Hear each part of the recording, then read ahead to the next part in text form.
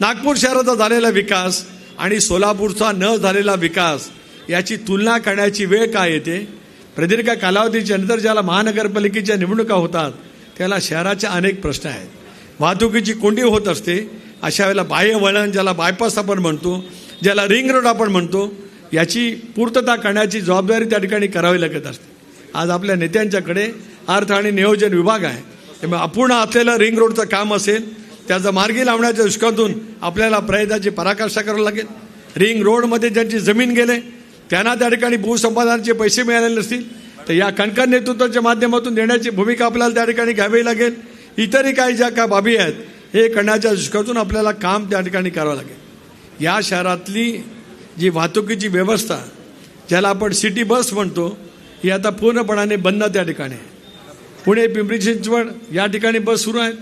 मुंबईमध्ये बेस्टच्या मार्फत त्या ठिकाणी वाहतुकीची व्यवस्था होते. आता मेट्रोचं जाळं त्या ठिकाणी विणलं गेलेलं आहे.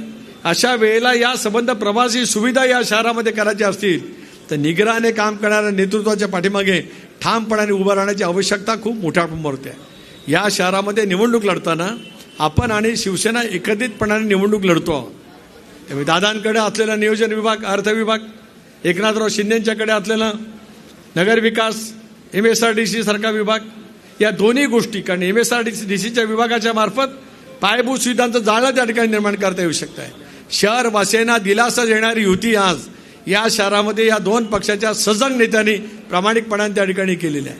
अशा वेळेला या युतीच्या माध्यमातून शहराचा सर्वांगीण विकास करत असेल तर आपल्याला घड्याळाच्या चिन्हावरती बटन दाबत या शहराची सेवा करण्याची संधी ही पुढच्या कालावधीमध्ये त्या ठिकाणी देण्याची आवश्यकता आहे.